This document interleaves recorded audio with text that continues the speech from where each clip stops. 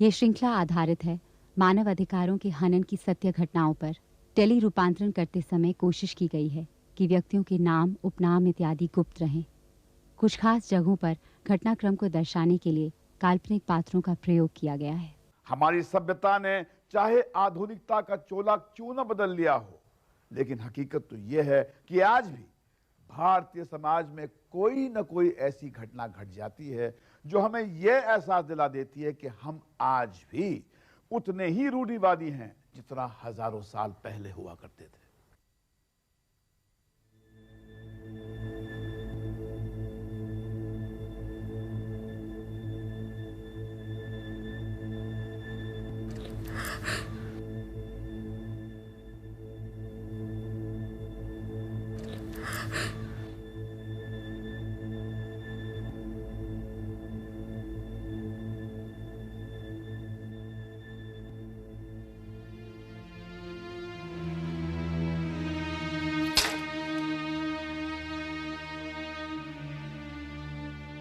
ऐसा बलात्कार ना तो किसी ने सुना होगा और ना ही किसी ने सोचा होगा। बलात्कार करने वाला कोई दूसरा नहीं, हमारा पति है। इस बलात्कार का आदेश उसे गांव की पंचायत ने ही दिया था। बाहर से हमारी इस बेइज्जती का तमाशा देखने वाले कोई और नहीं, पंचायत के ही लोग हैं, जिसमें सरपंच भी शामिल है। इस तमाशे की भूमिका तो उसी दिन तैयार हो गई थी जब पूरन और उसकी माँ हमारे वास्ते शादी का रिश्ता लेके हमारे घर आए थे। मारा तो भाग्य खुल गया। मैंने तो सोचा भी नहीं था कि हमारी बिन माँ की बेटी की किस्मत इतनी चोखी है। मैं कस्तूरी ने राठौर साहब की बेटी की शादी में देखी और तभी से ठान ली कि उसे ही अपनी बहू बना के ले जाऊंगी। अभी तक दिखाई नहीं दी, कहाँ है? ये लो, आ गई हमारी कस्तूरी। अब याने तो आप जानती हो हमारी कस्तूरी, और यह हमारी छोटी बेटी दर्पण, और ये है बेटा पूरन भान सिंह, और ये हमारी मासा।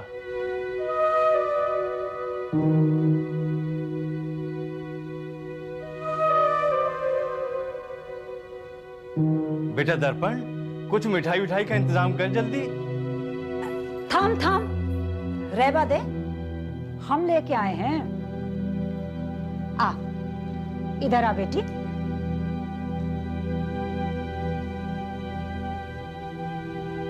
अरे आ जा, हमारे पास बैठ। आ,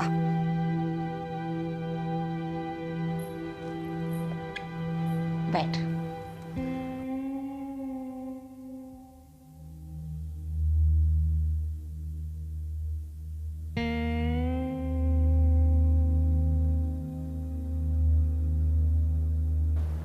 मिठाई दे, ले मुंह मीठा कर।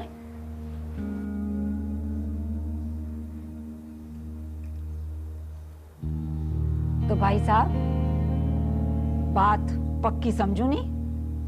अजी, अब इनकार करने की हिम्मत कहाँ है? तो ठीक है, कहीं बाद में जबान से फिरोगा तो नहीं? जीवन में और तो कुछ नहीं, बस थोड़ी सी इज्जत कमाया हूं। मैं जान दे सकूं हूं, पर दिया हुआ वचन से पलट नहीं सकूं। आज से कस्तूरी थारी हुई।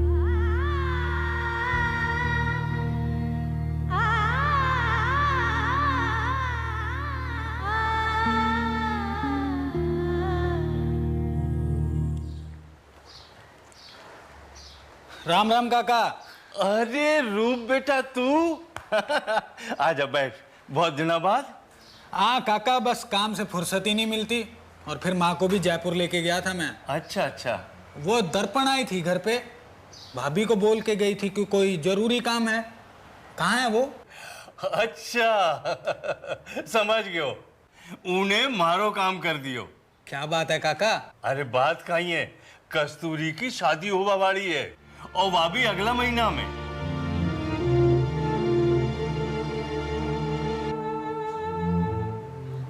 थाने कहाँ ही हो गयो? तबीयत तो ठीक है थारी? हाँ काका। अरे रूप भाई जी, दीदी ने कुछ काम रहे थारे से, अंदर अपना कमरा में है, जाओ नहीं। हाँ हाँ जाओ जाओ नहीं, शादी की बधाई दे दो उनको। जाओ जाओ।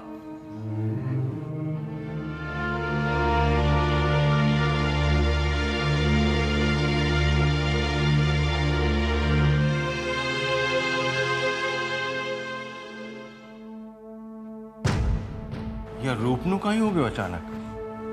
इसका कारण तुम हो बापू। मैं? हाँ तुम। दीदी की शादी के वास्ते हाँ करना से पहले क्या थारे को उसे पूछना नहीं चाहिए था कि वो क्या चाहे?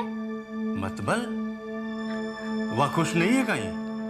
अरे मैं तो उनकी भलाई के लेने सब कर रहा हूं। इतना बड़ो घर है उनको, और फिर पूरन में बुराई कहीं है? कोई बुराई नहीं है बापू, पर दीदी रूप भाई जी को चाहे,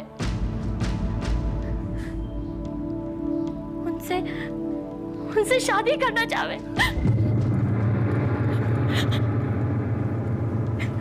अरे अब गलती तो तुम दोनों की भी है, पहले ही बता देते तो ये समस्या पैदा नहीं होती। अब रूप ने मैं भी पसंद करूं हूं, इको बाप मारो दोस्त रहो, और उनका मरवा के बाद रूप ने मैं अपना बेटा की तरह समझो। तो समस्या क्या है बापू? इनकार कर देना उन लोगों ने। अरे चुप, इनकार कर दो, इतना आसान है कहीं? चाहे कुछ भी हो जाए, मैं अपनी दी हुई जबान से फिरूं कोनी। अरे लाखा में एक घर है उनको, हमारी बेटी राज करेगी राज। और रहे रूप तो उनके लेने छोरी मैं ढूंढूंगा, बिल्कुल हमारी कस्तूरी जैसी। चलूं काका? अरे थाम बेटा, देख बेटा, मैं जानू हूं थारा दिल की हालत, पर अब हमारी इज्जत थारे हाथ है। तुम दोनों जो चाहे सजा माने दे दो, पर जो हो रहे है उन्हें हो जावा दो। काका आप नहीं जानते कि आप मुझसे क्या मांग रहे हो, पर मैं आपको विश्वास दिलाता हूं कि आपकी इज्जत पे आंच नहीं आने दूंगा। एक ही पल में हमारे सारे सपने हमारी आंखों से आंसू बन के बह निकले। इतना बड़ा फैसला करते हुए रूप की आंखों में आंसू नहीं थे, पर मैं जानू हूं उसका दिल रो रहा था। बापू भी दुखी था, पर उसमें भी अपने आदर्शों के खिलाफ जाने का साहस नहीं था। हमारी शादी की तैयारियां शुरू हो गईं। खुशी का अवसर था, पर सबके दिल रो रहे थे।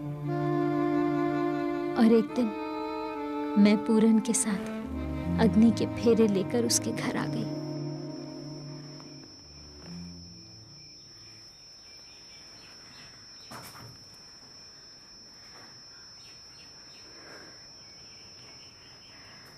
तो बहुत सुंदर है री, पहले भी देखे हूं थाने, पर आज तो बस। अरे कुछ तो बोल। अच्छा एक बात बता, कोई नजर तो नहीं लगाया ना इस सुंदर मुखड़े ने? अरे हमारे कहने का मतलब है इश्क विश्क प्यार व्यार कोई तो होगा जो तारे पे मरते होगा, हैं? अरे वाह, मजा आ गया, बहुत ही चोखो जवाब दिया तूने।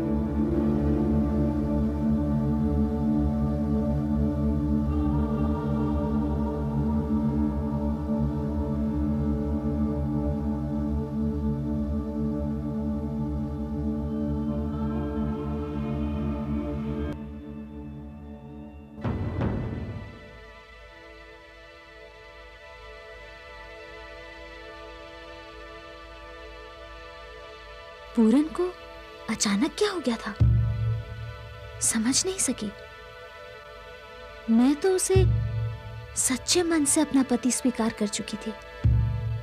अब अपना सब कुछ उसके आगे समर्पित करने को तैयार थी, पर हमारे शरीर में आग भड़का के वो इस तरह क्यों चला गया? अगले दिन रीति के अनुसार बापू और दर्पण के साथ रूप भी म्हारे से मिलने आया। चुप चुप था वो, पर उसकी आंखें बहुत कुछ बोल रही थी। उस दिन म्हारे को एक बात अजीब सी लगी। पूरन कुछ डरा हुआ सा लग रहा था। एक बार फिर रात आई। रातें आती रही, जाती रही। अब कुछ कुछ समझ में आने लगा था कि म्हारा पति क्यों दूर दूर रहता है। समझ चुकी थी, पर विश्वास नहीं करना चाहती थी। मैंने खुद को भाग्य के हवाले छोड़ दिया। माँ, तू कस्तूरी को जावा क्यों दी? हमारा इंतजार नहीं कर सकती थी? अरे कहीं रोक लेती मैं। वो बापू बीमार है, परेशान काय हो गया, आती होगी। लेवा कौन आया उसे? अरे वही जो उदिन आयो, क्या नाम है वो? हाँ, रूप।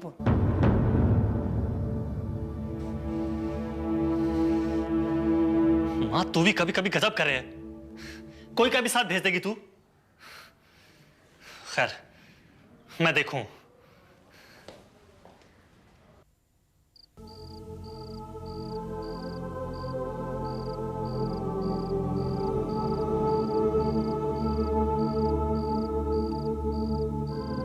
अच्छा हुआ बस मिल गई, नहीं तो कल ही आनो पड़तो। पूरन भी परेशान होगा, है ना? अच्छा एक बात बता कस्तूरी, तू खुश तो है ना?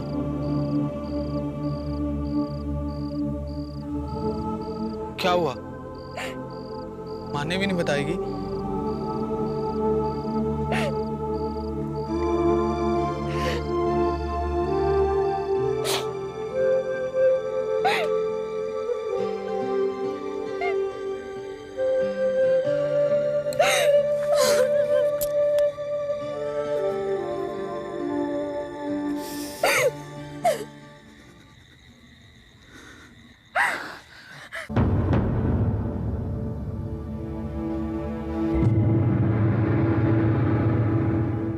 ये आप काहे कह रहे हो समधन जी? दिल तो कर रहे हो रात में धक्का मार के बाहर निकाल देती यानी, पर नहीं, हम थारी तरह नहीं है, इसीलिए सुबह को इंतजार किया और थाने संदेशा भिजवायो। अब ले जा अपने पाप की गठरी अपने साथ। अया मत बोलो समधन जी, थाने जरूर कोई गलतफहमी हुई है। गलतफहमी? मैं अपनी आंखों से देखा थारी बेटी ने बीच रास्ते में उस हरामजादे रूप के साथ। छी, बोलना में भी शर्म आया माने। काहे कमी रही थारी बेटी ने? पूछो। मैं मानू कि रूप और कस्तूरी ना मन में पहले शादी करवा की चाहत थी, पर अब ऐसा उन दोनों के बीच में कुछ नहीं है। मारो विश्वास करो। तो यह है असल कहानी। पहले से ही चल रहे हो ये सब।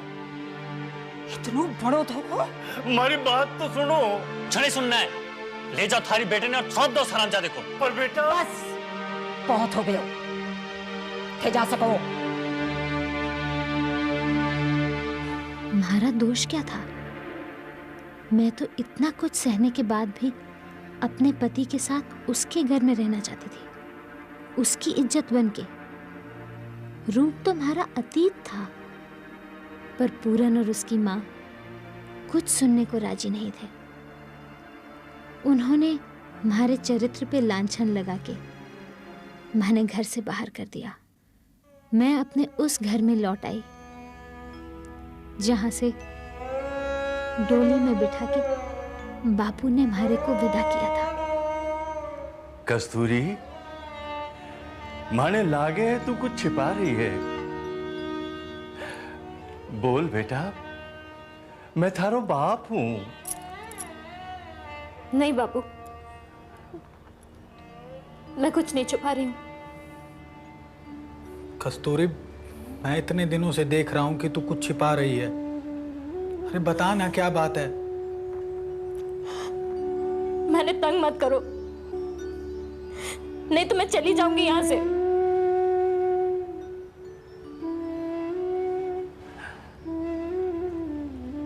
देख बेटा,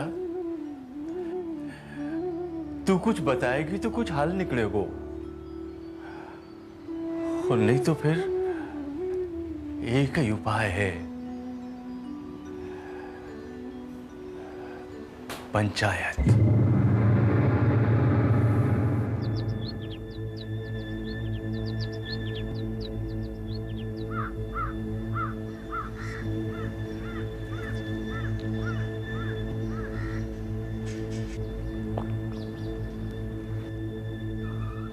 हाँ भाई पूरण, थारो कहीं कहना है इस बारे में? अपनी पत्नी ने घर से निकालना अच्छी बात तो नहीं है भाई, है कि नहीं? मैं तो बड़ा अरमाना से बिना दहेज के इसे लाई थी सरपंच जी। क्या पता था यही हमारी इज्जत ने डस लेगी। खुल के बोलो भाई, गोल मोड़ बातें मत करो। कैसे बोले सरपंच जी? बोलना में ही हमारे को शर्म आवे है। मतलब इसको अवैध संबंध है इस छोरा के साथ।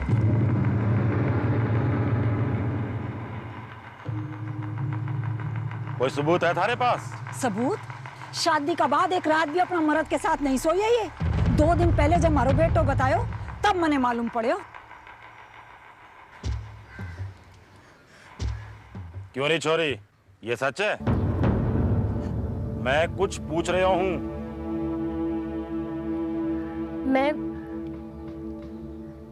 मैं काहे बोलूं?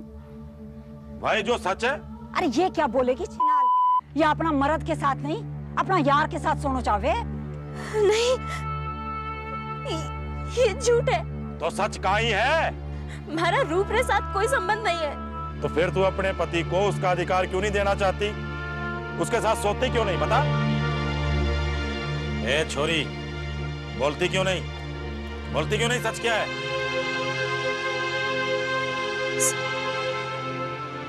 सच तो ये है कि हमारा पति नपुंसक है।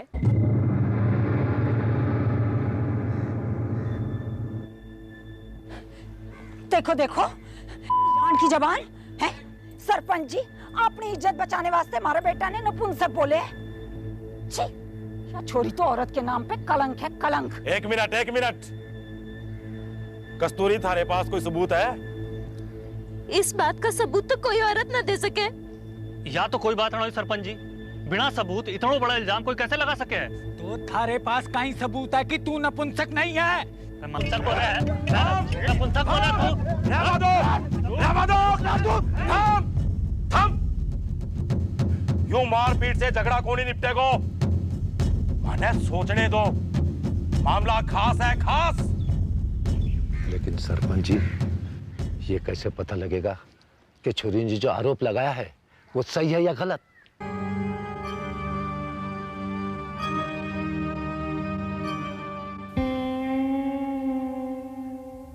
उपाय है, एक ही तरीको है सच और झूठ परखने को, एक ही तरीको। और वो तरीका ये था। हमारा पति सबके सामने अपनी मर्दानगी साबित करने में लगा हुआ था, और ये सब सच परखने के नाम पे पूरी पंचायत देख रही थी, खासकर सरपंच जिसने ये आदेश दिया था और जिसको ये सब देखने के बाद अपना निर्णय सुनाना था। आज से पहले मैंने पता नहीं था कि सच बोलने का परिणाम इतना भयानक होवे है। मैंने तो ये भी पता नहीं है कि आगे हमारे साथ क्या होगा। कस्तूरी ने अपने पति के विरुद्ध पंचायत में जो दावा पेश किया था उसकी सच्चाई परखने के कई दूसरे विकल्प मौजूद थे, लेकिन जिस तरह गांव के जिम्मेदार लोगों ने इस बारे में अपना निर्णय सुनाया उसे निजी अधिकारों का हनन ही कहा जाएगा।